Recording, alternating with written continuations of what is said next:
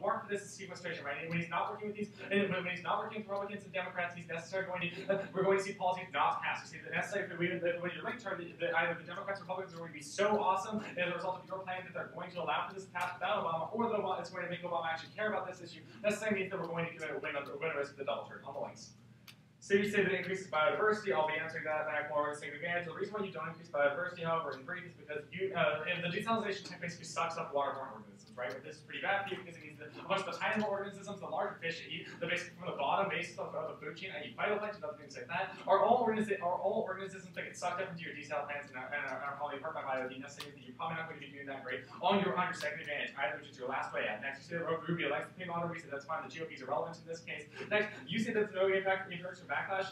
We say that the only risk of backlash in the world is status quo, right? We tell you that Obama means that people are probably on the brink right now. If Republicans, we say, just had a loss on Obama, they're necessarily going to need some sort of incentive to pull the trigger on the startup. We say that the only world where this happens is when your returns are true. So the turns, first argument on the turns, we say you can accept that the Democrats are really going to like this. Probably means it's very likely that it's going to happen more likely. We say that if Democrats really like this, and you couple that with their green tech donors, that means that Obama's probably going to get swayed by this. If we have Obama's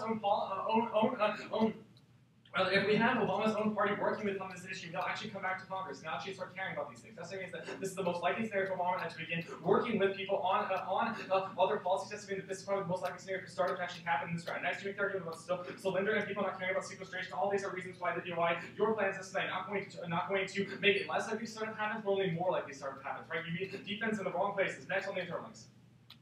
So you said the status quo is going to have bills for high school workers. We say that's this bill, right? We said starting 3.0 is the bill that allows for high school workers on the impact level. You make two internal link turns. You say the workers are going to be bad for companies because they're going to cause do awful things. We say that, well, you know what? All right, sounds true. Let's just say the workers are going to be bad for warming. Probably means that you necessarily outweigh. We're going to make arguments that warming is going to outweigh, right? If you're saying that workers aren't going to come in right now, plan makes workers come in by allowing startup 3.0 to happen, and workers are pretty bad, you have double turned yourself in a pretty classical sense. We tell you that global warming is always going to outweigh because you need the extinction of all life on the planet. That's necessarily going to be pretty bad for you because global warming is the one scenario wherein we can quickly win that everyone dies. We were probably going to be able to win mad checks on your advantages. However, you're cold losing the argument that global warming is going to happen. We say that even if you do win probability claims, you're still going to be cold winning magnitude. That means that if we're winning extinction of entire life on the planet, probably means you're losing this debate on competition. What? Wait.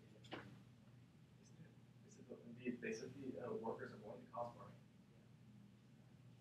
Which means that if they make startup happen, then they're going to look up for the workers.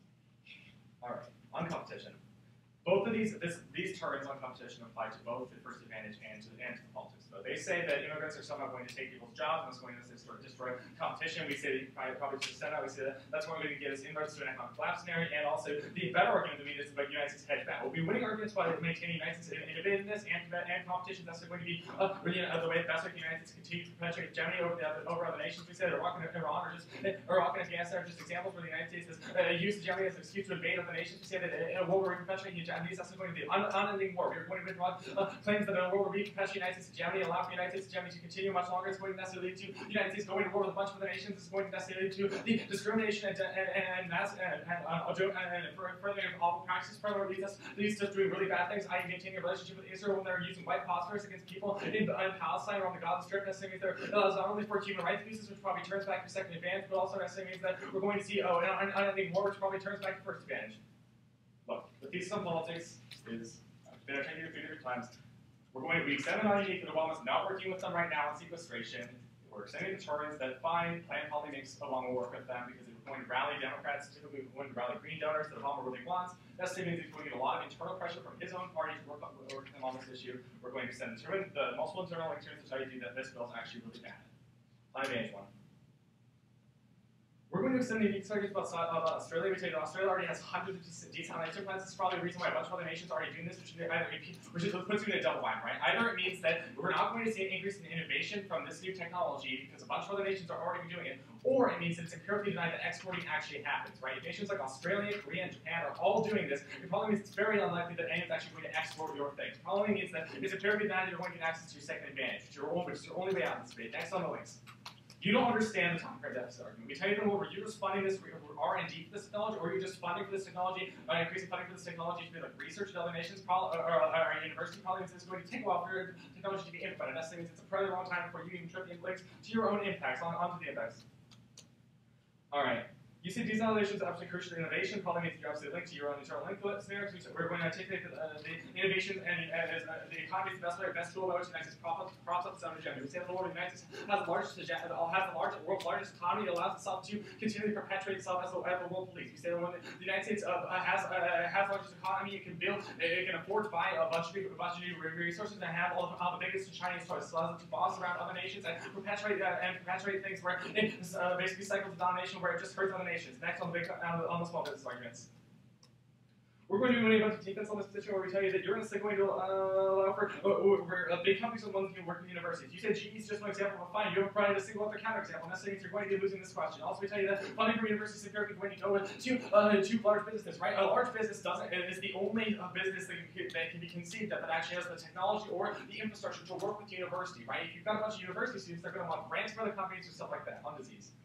You're going to cause increased clean water. We tell you cross-play analysis from politics, right? We tell you that the way that you increase or decrease biodiversity is by sucking in a bunch of organisms that are already in the water. You basically cause little chains of organisms like a food chain to essentially bottom out. So if you're not going to allow for an increase in cleaner water, you're probably just going to suck up a bunch of organisms. Also, we say that purification and desalination are necessarily not the same thing. If there's a bunch of oil in the water, desalinating that water necessarily doesn't fix the problem. We think that's probably going to be a reason why you don't actually solve this panic. Also, extend the argument that you're not going to be able to export this. We tell you that if the United States already implemented this technology and isn't doing it, or if a bunch of other nations already implemented this and they haven't already done it, probably it's really likely that exporting doesn't happen, which means that you don't actually solve this advantage. General defense on both advantages, plus they double check themselves on politics, probably means game over.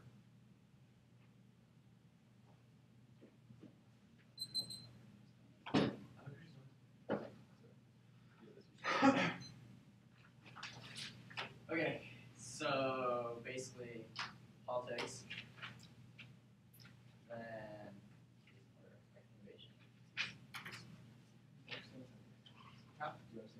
Yeah, okay, sorry.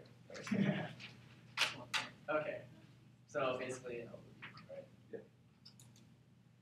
It's going to be really easy to vote for the egg because literally everything links to, because every single piece of paper in this round is going to link to hegemony and global warming, and we show like how the plan is going to cause global warming to exacerbate, and also the fact like how the plan is also going to increase hegemony, which is going to lead to like interventionist war, right? So everything links to our impacts.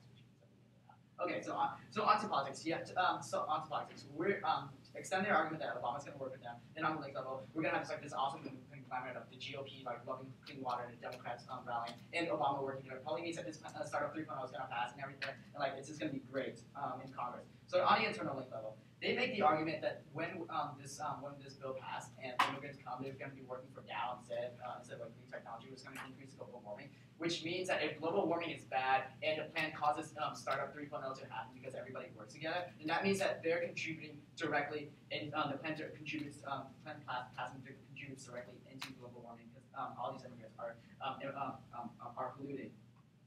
So yeah.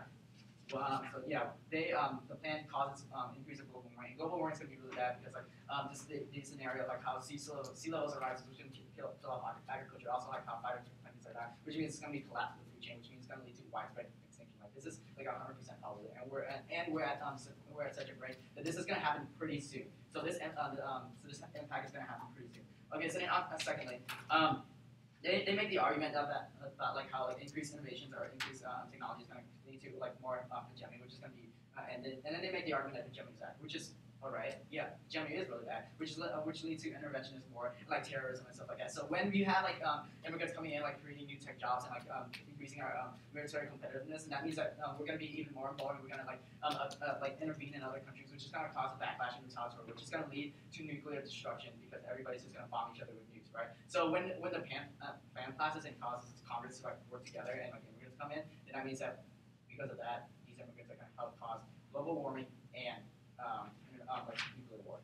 Okay, then on to their advantages. First, accept my partner's argument about the double line level that either like these innovations are not going to be like gonna like outpace the other countries, or the fact that it's going to be such a great innovation that's